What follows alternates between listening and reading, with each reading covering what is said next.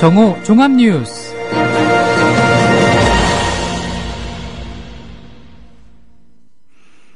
(2월 12일) 국민라디오 정오 종합뉴스입니다. 먼저 오늘의 주요 뉴스입니다.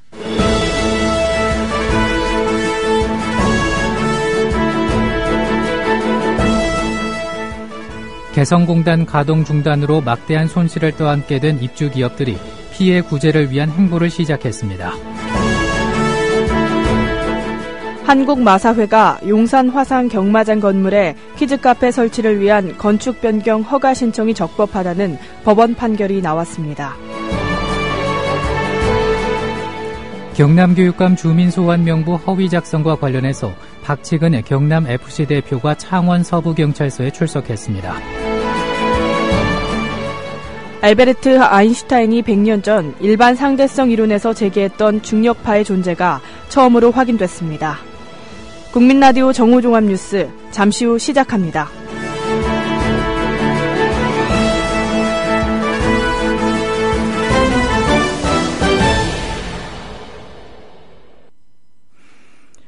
우리 정부가 개성공단에 대한 전력과 용수 공급을 전면 중단했습니다.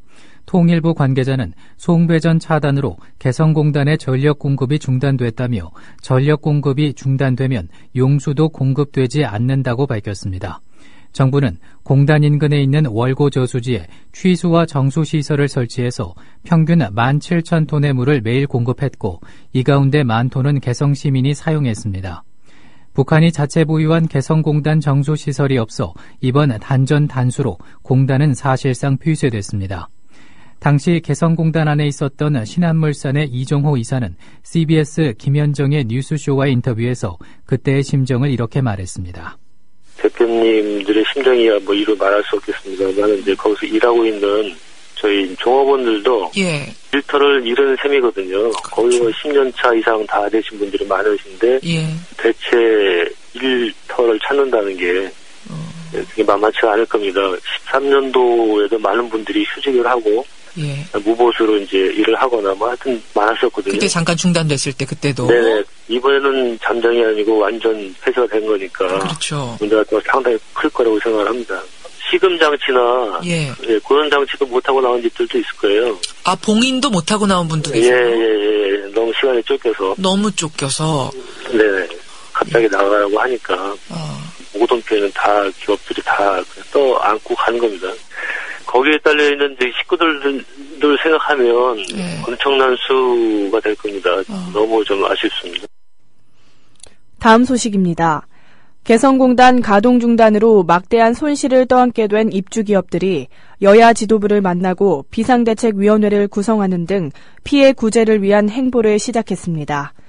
정기섭 개성공단 기업협회장을 비롯한 임원진은 오늘 여야 대표들을 만나 정부가 제시한 지원안으로는 손실을 감당하기 어렵다는 점을 강조하며 피해 구제를 위한 특별법 제정 등에 정치권이 나서달라고 요청할 예정입니다.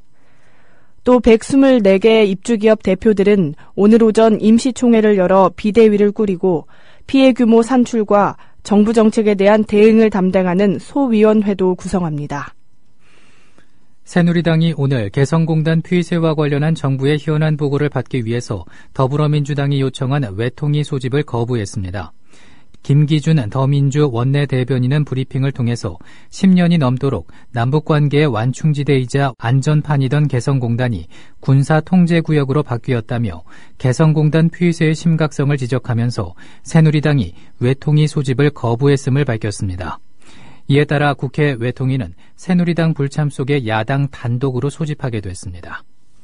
원유철 새누리당 원내대표는 오늘 국회에서 열린 원내대책회의에서 북한은 개성공단 가동 이후 천안함 폭침, 연평도 포격, 지뢰 도발 등 끊임없는 무력 도발을 감행해 국민 목숨을 앗아갔다고 말했습니다. 주원진 원내수석 부대표 역시 야당은 아프겠지만 햇볕 정책은 실패했다며 거들었습니다. 이에 대해 이장희 남북경협 국민운동본부 상임대표는 평화방송 열린세상 오늘 윤재선입니다와의 인터뷰에서 이런 대통령의 인식과 정부 여당의 주장에 대해서 대북 인식이 잘못됐다고 말했습니다.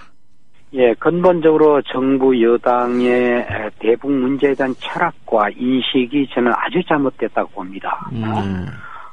결국 우선 현안인 그 핵 문제를 핵 문제 자체의 성격이 세계적인 국제적인 사안이기 때문에 남과 북만의 문제로 또 대화로 해결될 수 있는 것 성격이 아닙니다.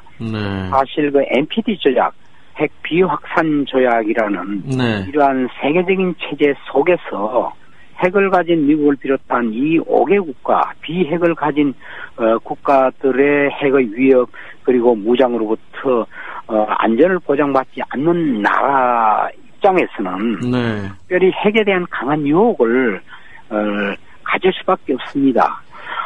그동안에 북한은 끊임없이 사실 체제의 보장과 또 북미 간의 정상화를 줄기차게 주장을 해왔고 또 우리는 그 북한의 핵이 군사용이냐 또 협상용이냐 생각할 때 분명하게 협상용이라는 걸 안다면 우리가 북미 간의 직접적인 대화를 통해서 이 핵 문제를 해결하고 평화협정을 해결하려는 북한의 그 입장을 우리 정부가 도와주고 또 남북관계를 개선을 통해서 대화 협력을 통해서 압박 정책이 아닌 대화 협력을 통한 이런 강한 열의와 신념을 진정성을 우리 정부가 가졌느냐.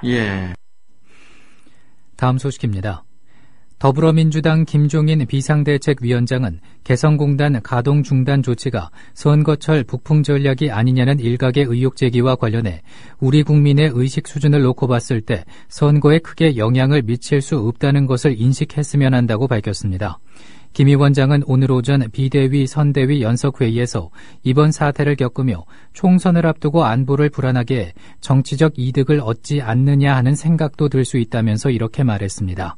김 위원장은 그러면서 공단 내 중소기업들이 갑작스러운 조치로 당황해하고 있다며 경제적 보상을 어떻게 해나갈지 정부가 적극 검토하길 바란다고 밝혔습니다.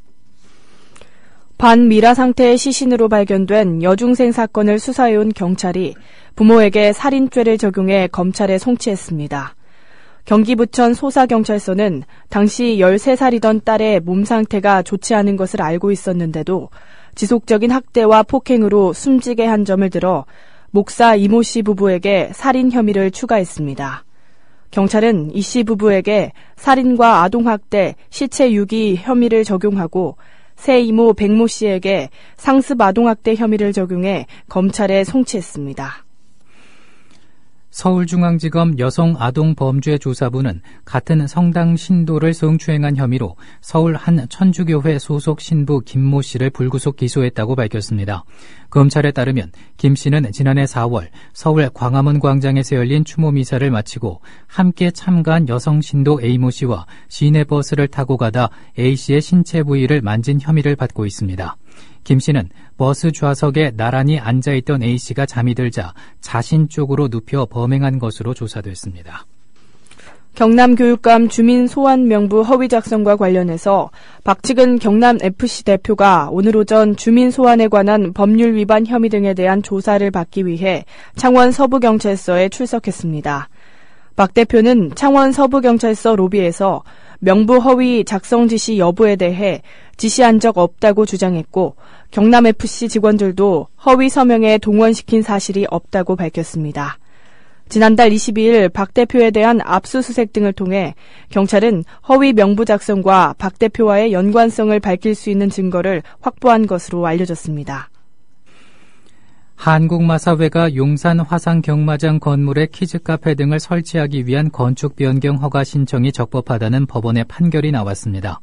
서울행정법원은 마사회가 서울시 용산구청장을 상대로 건축 허가 거부를 취소해달라며 낸 소송에서 마사회 측의 손을 들어줬습니다. 용산구에서 화상경마장을 운영해온 마사회는 이 건물에 청소년과 아동을 대상으로 하는 키즈카페 등 복합문화공간을 설치하려고 용산구청에 건축허가 신청을 했습니다. 하지만 구청이 청소년 유해업소인 화상경마장에 있는 건물에 청소년이 출입할 수 있는 가족형 놀이 여가시설을 설치하는 것은 적절하지 않다며 이를 거부하자 마사회는 소송을 제기했습니다. 알베르트 아인슈타인이 100년 전 일반 상대성 이론에서 제기했던 중력파의 존재가 처음으로 확인됐습니다. 미국 레이저 간섭계 중력파 관측소 라이고는 현지 시각 11일 오전 기자회견을 열고 중력파의 존재를 직접 측정하는 방식으로 탐지하는 데 성공했다고 밝혔습니다.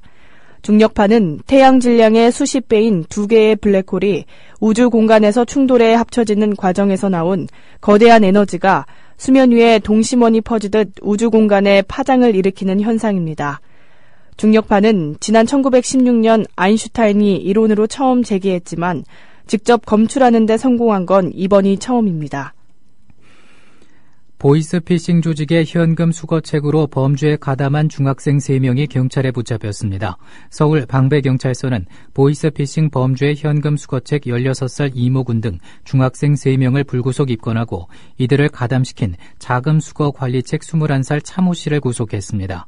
이들은 피해자에게 전화해 개인정보가 유출됐다고 속여 은행 예금을 찾아 집에 보관하게 하고 피해자를 집 밖으로 유인한 후 주거지에 진입해 수천만 원의 현금을 훔치려 한 혐의를 받고 있습니다. 경찰 조사 결과 이 군 등은 최고 150만 원의 일당을 주겠다는 말에 현혹돼 범죄인 줄 알면서도 가담한 것으로 드러났습니다. 오늘부터 피해자 신고 없이도 난폭 운전을 하면 징역 1년 이하 또는 500만 원 이하 벌금으로 처벌할 수 있습니다. 경찰청은 신호 위반이나 과속, 중앙선 침범, 급정거 등 9개 위반 행위 중 2가지를 연달아 하거나 1가지를 반복하는 경우 난폭 운전으로 처벌할 수 있도록 하는 개정 도로교통법을 오늘부터 시행합니다. 난폭 운전으로 구속 입건되면 면허 취소, 불구속 입건되면 면허는 40일 동안 정지됩니다. 최근 10년 새 설 연휴 귀성 이동거리가 짧아지고 역귀성은 늘어난 것으로 나타났습니다. 한국도로공사는 최근 10년 동안 설 연휴 고속도로 이용 통계를 분석한 결과 이같이 나타났다고 밝혔습니다. 설 전날 전체 고속도로 통행 차량 가운데 수도권으로 진입하는 역귀성 차량 비율은 2005년 34.3%에서 지난해 36.6%로 2.5%포인트 증가했습니다. 서울의 지금 기온은 7.6도입니다. 이상으로 정오 종합 뉴스를 마칩니다. 제작 이정일, 진행의 정승조, 김일아였습니다. 국민라디오